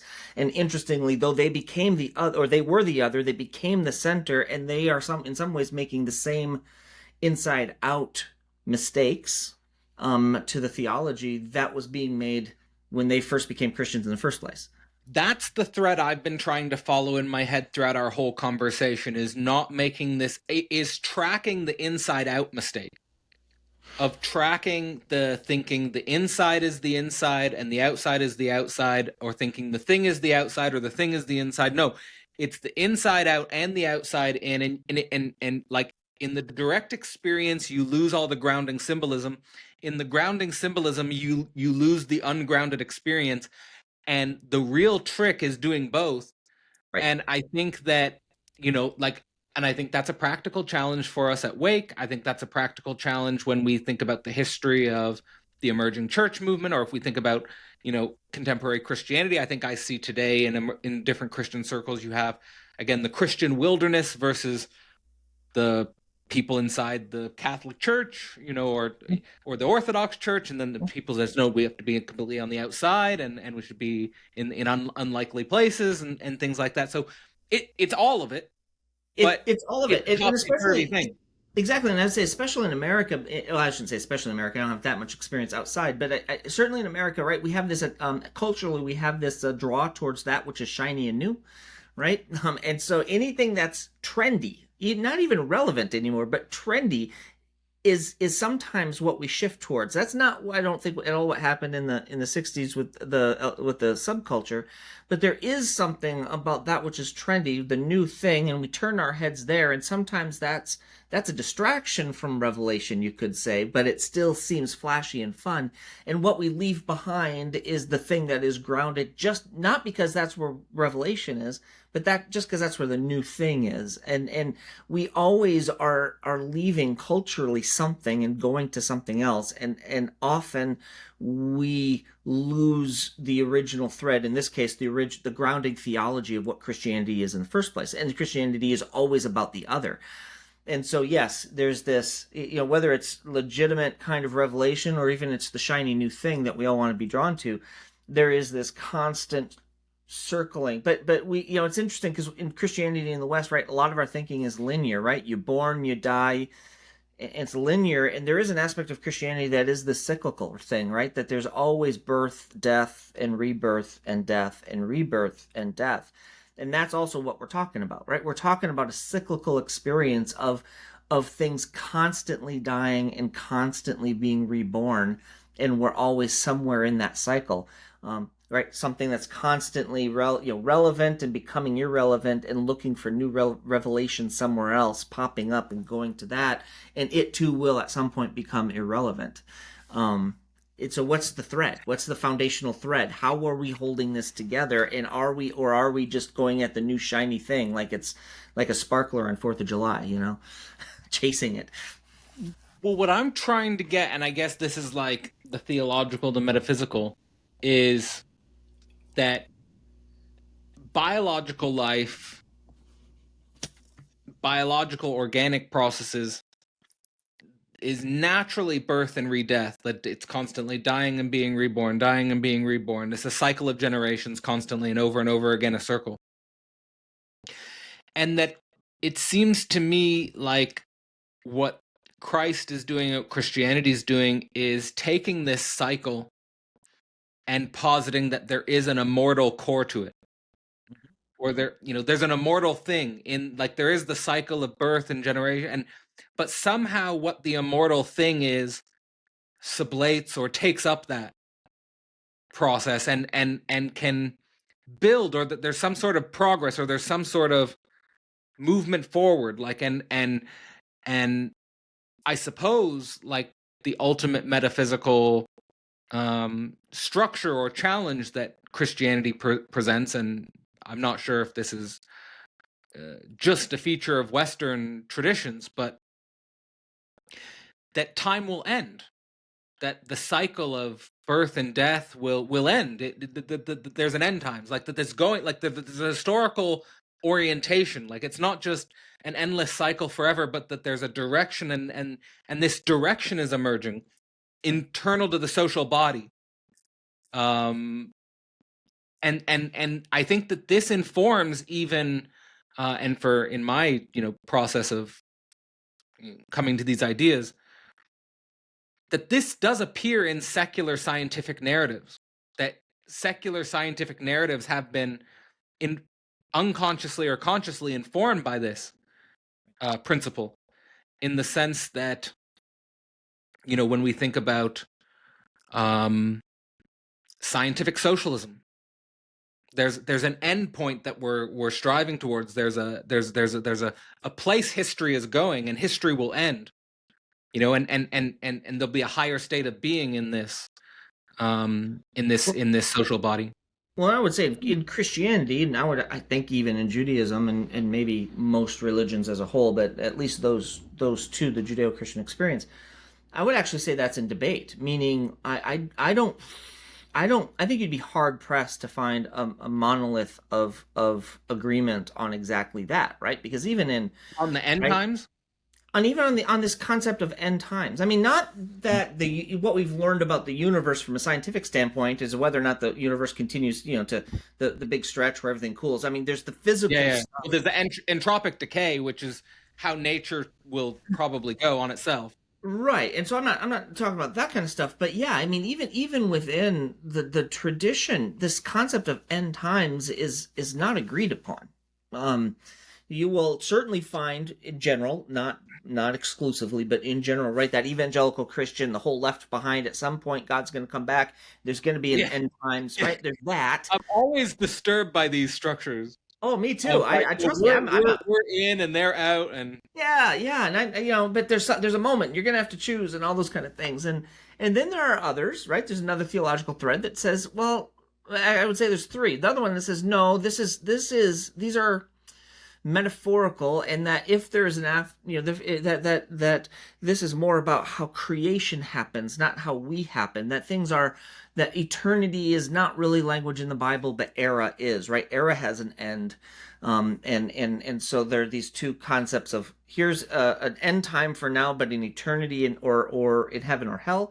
Another one that says that life or existence is an era, and whatever comes next is just with God, or it just ends. And then there's another one that kind of says, well, if there's a God, there's probably more, but if there's more, who cares? The whole tradition says just worry about what's here and now, right? And I would adhere to that, right? I more don't see Scripture as a whole, or the tradition, really given a rip about what's next. All of the tradition is about the here and now, and so everything else is really just speculation on I wonder if, right? But the tradition, for the most part, in my opinion, is talking about how we do things now, and that if there is a God, that whole metaphysical afterlife thing, why worry about it? Like, why is this an issue? Because none of us know, so let it be. You know what I mean? So I don't know if that's getting to what you're saying. That's where I'm at. Well, yeah. Well, I mean, I think I'm certainly skeptical, whether it's religious or secular, of an end times theology or metaphysics which purports to know what the end is and who gets into the end and what the end consists of. And for me, I fell into this metaphysical structure, not like, well, I mean, at one point I was like, I was a believer in a way, like of transhumanism. And this is when I was like 19. I was like reading transhumanist literature, and I was like, and basically this idea of machine uploading, that's where everything was going. And I see that as a kind of unconscious Christian theology. That's rethinking itself in the machine age. That, like, the equivalent of being saved for transhumanists is this machine upload, because it's basically the same as that you're going to have a divine body, and you're going to be able to let your corporeal earthly body go. And that's what's motivated. But however this appears as transhumanists or Marxists or Christians or whatever, this idea that you know the end, you know how to get to the end, you know who gets in, who doesn't get in, I think that structure is pathological. And I think that the here and now is ultimately where we should be centered our cognition. And that's, to me, what the meaning of the philosophy portal symbol is, the owl of Minerva. And that's Hegel's owl of Minerva, which is basically that you can't jump ahead of yourself and know the future. Right. So it keeps you with, so totally, like I'm totally, staying with the here and now. But at the same time, I think the staying with the here and now, that we don't know what that future endpoint is kind of paradoxically how to approach this metaphysical situation. Yeah, well, probably. Yeah. I mean, I just don't think that, yeah, I see that. I see what you're saying. I just don't think that in the tradition, right? And my training is to stay within the tradition, but and probably even reinterpret the tradition. But in the tradition, like Jesus, in the words that the authors put into Jesus' mouth, right? Because the Gospels are written 40 years after the fact. But in those words, even then, Jesus doesn't talk about afterlife. Like it's just not. Oh yeah, there. And so I think that's a bad idea. Yeah, exactly. And I think that would, to this whole inside out thing, this whole inside out thing is all that Jesus seems to talk about. Like, it's always an inside out message. It's an inside out message in the LSD subculture, where that's the Christianity story is about who's in and who's out and how that gets reformed. And I will also say that is the cyclical pattern. Like, that's what always happens. And what's interesting about the rabbis I've talked to talking about Judaism, when they talk about the Exodus, the Moses story, let my people go, they crossed the Red Sea. They will almost to a rabbi, they've said to me, it's not a story that happened, it's a story that happens. Yeah. And this process of inside out that I left up in the dissertation, that I think it's throughout the whole of scriptures, I think it's what we're experiencing now, is a constant reevaluation of things that always happen. There's a cyclical nature to the inside out of theology, and it's just built in. I think it's something that that's the weird thing about, and especially perhaps but now the paradox, maybe especially in our moment, because it's the things that always happen, but they happen in a different time. They'd happen in a different place. They happen in a different technological context. They happen in a different, human socio-political context. And just the 21st century is so weird for us to be recapitulating ancient biblical stories and theologies, and I think that's the disorienting moment. I think that's what calls people like Jordan Peterson to the forefront, is that, he's doing who I would have never thought in the 2000s that who's going to blow up intellectually? A psychologist who's talking to auditoriums about biblical stories. Right. And in this hyper technological era where we're dealing with crises of automation and global flows of populations, and so it's weird how these things recapitulate in different times. Right. And I'm one that advocates for any story, and I would advocate in any tradition. It's just that I'm born in the United States, and the Christian story in the West is the paradigm through which I look, but stories that are ancient, that have survived time, and including those in Scripture, even if you're not a Christian or Jewish, don't take them as Scripture in that sense. These stories last not just because of a theology, but because they're real to the human experience. And so I'm actually one that's not as surprised that I think every generation is going to have a turning back to these stories, because they say something real, and we might theologize them differently. That's fine. That's what good stories do. But I think there's something in these stories that people from all kind of disciplines probably need to look at and help us unpack, to learn more about the human experience, and maybe to learn about the divine as well. But that's obviously a perspective not everyone holds. So I'm going to share with you two things. One is the axiom that I used to do the Christian atheism course, which is, and this is my challenge, I want to provoke you a little bit, it's that the axiom was, Christianity is the truth of religion, and atheism is the truth of Christianity. So that's the first thing. I'll leave that there. To me, that's a precise dialectics. And then the other thing, I was listening to C.S. Lewis this last week, and C.S. Lewis was saying all religions have truth. Like, all religions participate in truth. So it's not like Christianity came along as the true religion, and that means all the other religions are falsified. He more was saying that Christianity completed, through the figure of Christ, what was possible in all religions and what all religions were pointing towards. So, in other words, that's what C.S. Lewis is saying. So he's saying that what the figure of Christ represents is the completion of religion, and then consequently, for me, the end of religion. Yeah. In a way, and another opening that marks a distinction between ancient religious cognition and modern secular cognition.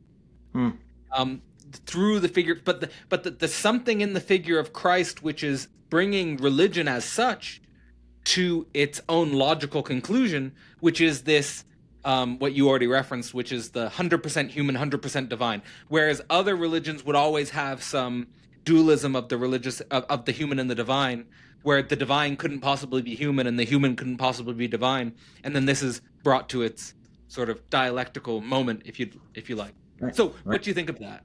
Oh my God! Where do you want me to start, man? Jeez. Well, I'm challenging this idea that on the one hand, Christianity this is my work. That on the one hand, Christianity can be relativized to just another religion in a marketplace or multiplicity of other religions, and at the same time, a Christianity that turns itself into some sort of dogmatic absolute religion. You know, like, I want to avoid both. Like, I want to say that, no, Christianity is different from other religions in sort of completing religion, and you can't turn Christianity into the absolute dogmatic religion because it's the end of religion. It's the opening of a secular atheist plurality. So, I mean, I agree. I think finding that I think Christianity is both and I think that what is unique then about Jesus, and I'm trying to even stay away from the tradition itself, right? Because I don't like using the tradition to prove itself. But I do think that the following of Jesus is both a religious experience or religious path, and the end of it. And the religious part is all the teachings, right? I think there's something religious and deeply spiritual about recognizing the other above yourself. And I think that's what Jesus is all about. And yet, following Jesus in that way is actually the shedding of all the other rules that its own religion brings to the table. So what I'm thinking of is I'm going to talk about Lutheran tradition a little bit, not to sell it, but it's just my language. Right? There's this concept of grace. A lot of denominations hold this concept of grace. And grace, I just talked about this week in a talk I gave, that grace is thought of in two ways, I think. And the first one is that, right, there is a God in heaven who keeps track of all your sins, right? We know that God. And grace then is the bill that's paid to forgive it, right? Grace is the forgiveness of everything. And that's how that's obviously a popular thing. But I'm actually, and from a Lutheran perspective, which it might resonate with some of the people you're reading as well, I don't think that's actually what Martin Luther is talking about with grace. I don't think Martin Luther is talking about just a bigger checkbook to pay a bigger bill. I think what grace is actually the eraser that erases the entire system in the first place. Right? And that's the kind of thing you're talking about, right? I do think that in following Jesus, which is a religious act, if you will, you actually erase the entire structure that's written on the dry erase board. That it's not even necessary to follow Jesus, but following Jesus is the only thing that helps you understand that very thing. You know, and it's what Martin Luther calls freedom at the foot of the cross, right? And what he's saying is that it's when you realize the cross matters is when you find freedom in everything else. That there's this thing even that you could call apathy, right? That can come with it. It's not what you should have is apathy towards the other, but because the system gets erased, you do start asking, well, hey, if you're all about yourself, you start saying, well, all of this is bullshit anyway. It doesn't matter, and I don't need to do anything. Well, you're right. You don't need to do anything, but that's not the point. Is you. The point is the other. And once you start looking at the other, there's all kinds of things you need to do. And so I don't know, that's maybe a different way of saying these two things. But yes, I think the very act of following Jesus is also the very act of erasing the structures that even say that Jesus is necessary. Freedom at the foot of the Yeah. cross. Yeah, yeah. Freedom at the foot of the cross. That's, as a Lutheran, that's the language Martin Luther would say. Freedom at the foot of the cross. No, I think that the trajectory of how my thoughts developed is um, absolutely thinking with people who are in the aftermath or the wake of Luther. Like, so, like that they've been, like, I'm talking here about, like, I think like Hegel, Marx, Nietzsche, Kant, that whole tradition, Altizer, that whole tradition is in Luther's wake. And I Yeah.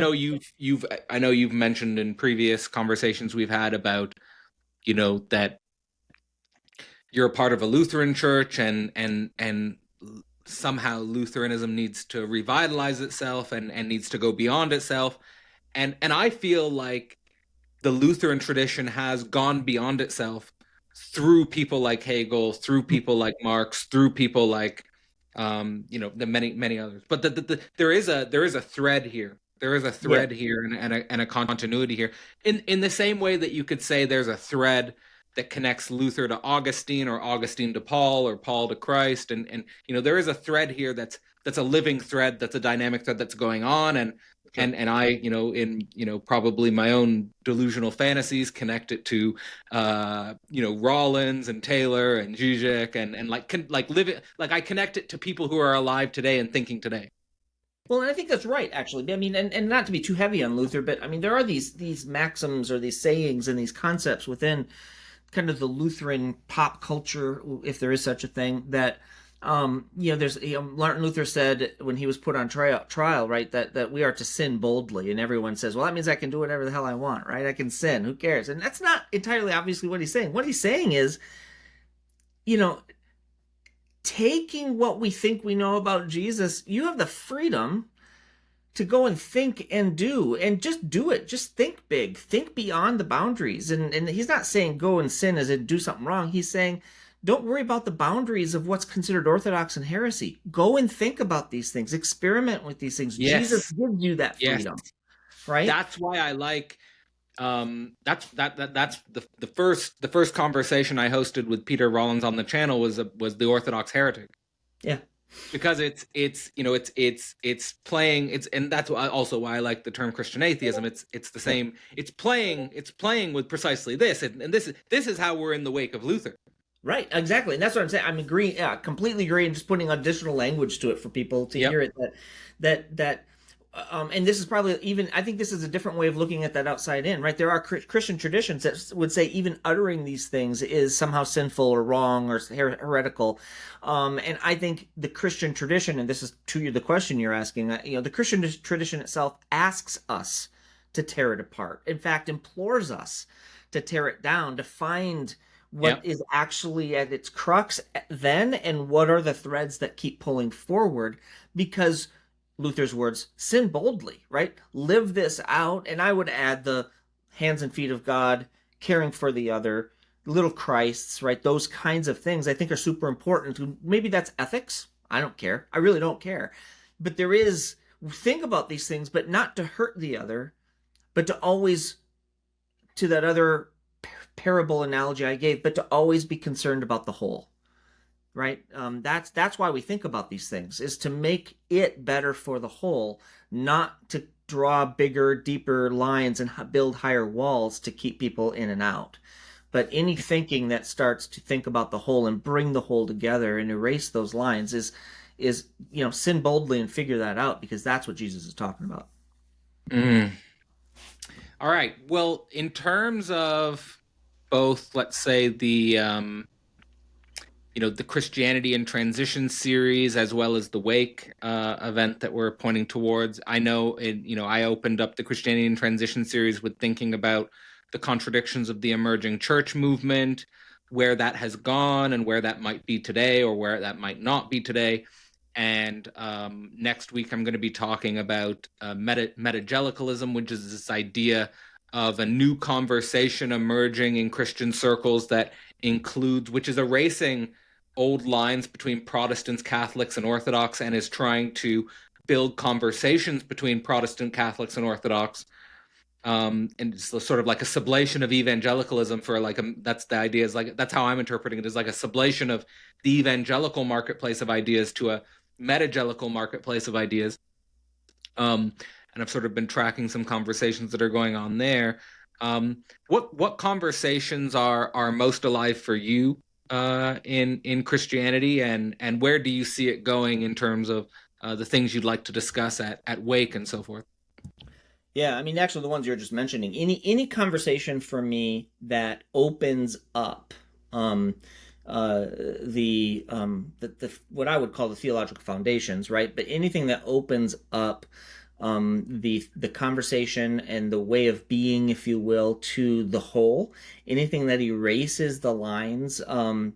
Not necessarily the distinctions, but the lines that separate denominations and even religions, and even the lines between atheist, non-theist, and theist, right? I mean, some of the, it's like the lines and the barriers that we put up. So I'm looking for a way of being church or a way of being religion that is non-exclusionary, and I mean that in probably the most radical sense. I'm looking for that because I'm, even as a member, if you will, I don't know if I'm a member, but certainly was present during the early emerging church.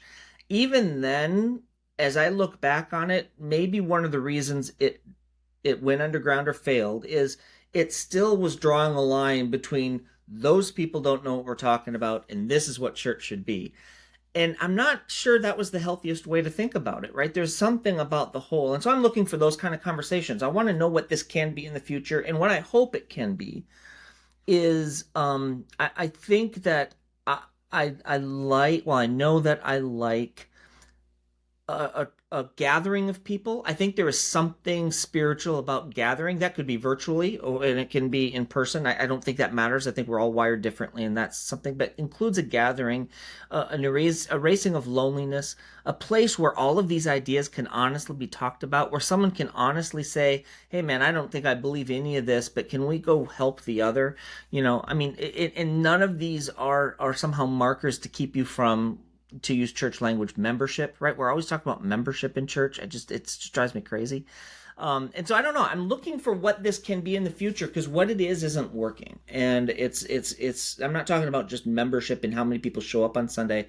The world seems in many ways less healthy and more alone and more cut off and more frustrated and more anxious.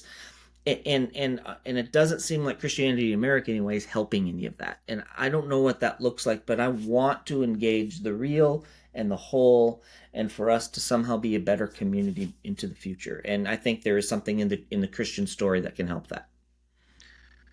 You know what? I think that leads us in a direction that can't be conceived other than church of contradiction, because it requires you working with your own self-contradictions. Like, let me just throw out one right now that we're going to encounter next month, which is, there's someone coming in who sent me a video by C.S. Lewis emphasizing the importance of membership and the church. So I just want to say, like, so, and I'm not saying you're wrong to say let's stop talking about membership. I'm not saying he's right to point towards membership. I'm just saying, one person's coming to me and saying, I'm in the church, we're talking about membership, can we stop talking about membership? Then someone else is saying, Can we get some membership here? I feel alone. Can we get, but that's the contradiction. Like what do we do with that? What do we do with that? And I think that on that level, I'm totally with you in terms of, even beyond, for me, the metagelical, with bringing together the Protestants and the Catholics and the Orthodox. But to me, then sometimes I feel like, okay, but then you're othering the atheists, or you're othering the secular. Right? Like, because ultimately, that's where, for me, the unity of the Christian atheism points. And I actually think, like, I've been paying attention to people's stories from a Christian atheist perspective. Mm-hmm. Like, there was a guy in the portal, probably heard, his name's Chris Eyre, who was saying, my Christian friends think I'm atheist, my atheist friends think I'm Christian. That's, like, Christian atheism's not a worldview. It's more like calling forth a way of being where you might experience that, where your Christian friends might think you're an atheist and your atheist friends might think you're a Christian, right? Or in the story of your life, say, I've also heard stories where people like, I was raised religious, and then I fell out of it, and then I went through a period of disbelief, and then I couldn't believe anymore, and I had to go against everything. And now through some weird experiences, I'm seeing it from a new perspective, and now I'm developing a new relationship to Christianity. Like all of that, or like for me, like I grew up secular and then just living out my life, and I was against Christianity, and then living out my life, I started to say, oh, that's interesting, and started to make connections, and I see the point of Christianity from another. So all of that is what I'm trying to get at with the idea of Christian atheism. And I love it. I'm completely exactly, and just engaging in the conversation helps. And I very much again appreciate that you brought up, the atheist and the theist, right? And I would even throw in the non-theist, like these borders and these boundaries. I think what I also mean about membership, and we can get into this next month, but is also in churches now membership means you have to agree to a certain system. Right? You have to agree in the Apostles' Creed. That's what I actually mean by the membership. I want you, everyone, Jesus always says, come follow me. There's nothing else after that, by the way. Yeah. There's nothing else. Like, it doesn't say come believe, it just follow. So come along for the conversation. And that might seem not religious enough for some, especially as I'm a pastor, right? But I think that's what the Judeo-Christian thing is everybody in. And let's figure out how we can be a future together. And maybe it's cheesy to say make the world a better place, but I do think that's kind of the point. So, yeah, it's gonna be fun to talk about. I mean, I love these conversations. I have no answers. I can't even sit here and claim to know what the future is. But I do believe a conversation is to be had.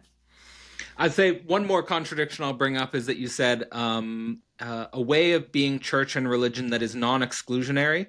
And then in one of my conversations with Peter Rollins about the drive denominations, that he thinks about it as being the excluded excess as such. Yeah. And like and playing with that contradiction, like I think there's something there. Like I've also been like if I had hair, I would be pulling it out over, I would be pulling it out over, the impossibility of it of sort of some abstract inclusion of everyone. Right. Like that it's hard to include everyone, or like like if you try to include everyone, how do you include the person who doesn't want to include you, or who wants to exclude you, or or should we be aware of romanticizing the outside or romanticizing the excluded elements, right? Like all of this, like this is, to me, this is the church of contradiction. To me, those are the conversations of Church of Contradiction, is tarrying with those impossible problems. Right, 100% agreed. That's what I'm drawn to with Pete Rollins, right, in his work in this church. It's exactly because I'm well aware of the things that I say are themselves in a way exclusionary, even though I'm trying to say not be. I get it. I know. And yet I know the spirit of it I want to hold on to and figure out the practicality of it. Yeah. I'm with you there. I'm with you there completely. Yeah, no, I tried to express that in my own way recently, and it's hard to do. It's hard to put it all in language. It is. But okay. So Rob, maybe as a closing thought, any closing thoughts on where we've come in this conversation, and maybe where people can find out more about your work if they're interested in following up? Yeah, I mean, this conversation I think is one that should always be had, right? It's the inside out, outside in. I have recently just signed to publish a book. It'll be out in middle of 2026 on this story, LSD to Galilee, to rewrite it as for general audiences. And so everything we talked about and more will be available at some point in roughly a year to a year and a half. But we'll bring you back for that then. We'll come back for that one, right? But certainly I'm participating in Wake and with Philosophy Portal. So anyone else that's out there that might see this even through my channels, right? Those are places you can plug in. And if you're interested in like church stuff, right? All of our sermons, and every time I'm preaching and doing devotionals and talks like this, they're all out there on your favorite podcatcher too, under Zumbro Lutheran Church. So lots of ways that we can connect with some of the thinking I'm doing, and then the things that I'm connected with Philosophy Portal and Pete Rollins as well. So thanks. All right. It's been Cadell Last with Rob Zahn, and hope to see you in the portal, or hope to see you at Wake. Hey, I'm just going to here be giving an overview of the early Marx 101 course. This will be the next course I teach at Philosophy Portal, which is, of course, focusing on Marx's early works, specifically from the 1840s. And the logic of this course is basically extending Philosophy Portal's work, which, of course, starts with Hegel, working through the German idealist tradition. And inevitably, you become haunted by, or you feel the necessity to approach, the work of Marx. And I think that this course will be giving an interesting window into not only the early Marx, but the dialectic between Hegel and Marx, the dialectic between, let's say, German idealism and the Marxist tradition, which, from my point of view, has so many tension points and has such high consequences and stakes that I felt like this course required a full year to totally unpack and to work through. So basically, here you're seeing the website, you're seeing the opening page. I say, inspired by Chris Catrone, that the way we're approaching Marxism is from the perspective of a question, from the perspective of a problem that haunts us, and that can be situated in contrast to an approach to Marxism which sees it as an answer or which sees it as a solution. I think that what we really want to be thinking through philosophically is the way in which this perspective, the way in which this tradition is still with us, why it's still with us, and how it might help us to think through some of our own tensions and our own problems with living in global capitalism. So if you just scroll down, you'll see it's going to be a year-long course. It starts May 11th. You can sign up here. It is starting with the critique of the philosophy of right, and actually is structured in such a way as that we are going to be going into multiple works by Marx, including the critique of the philosophy of right, the economic and philosophic manuscripts, the German ideology, wage, labor, and capital, as well as the Communist Manifesto. I will be the teacher. Don't need to go too much into that, although you can read this, see my background and my CV if you don't know me already. And you can see the schedule here. It will be unfolding basically with events once a month from May 11th all the way to November 2nd. So we're extending throughout the entire year. I think that unfolding this course on a month by month basis is going to give us more time to digest these works, reflect on these works, and hopefully by the end of the year have a much deeper understanding of what Marx was responding to, both philosophically in the German idealist tradition, as well as socially and politically in his time and context, that is approaching ultimately the revolutions of 1848 and the way in which Marxism and the Communist Manifesto specifically was key to a lot of leftist socio-political processes that unfolded in the last half of the 19th century. So again, you can join there. May 11th, we'll be hosting our first class focused on the critique of the philosophy of right. I actually made a video on the YouTube channel, which is going into the introduction of the critique of the philosophy of right. So I recommend checking that out before the course starts if you're interested in joining, and hope to see you in class.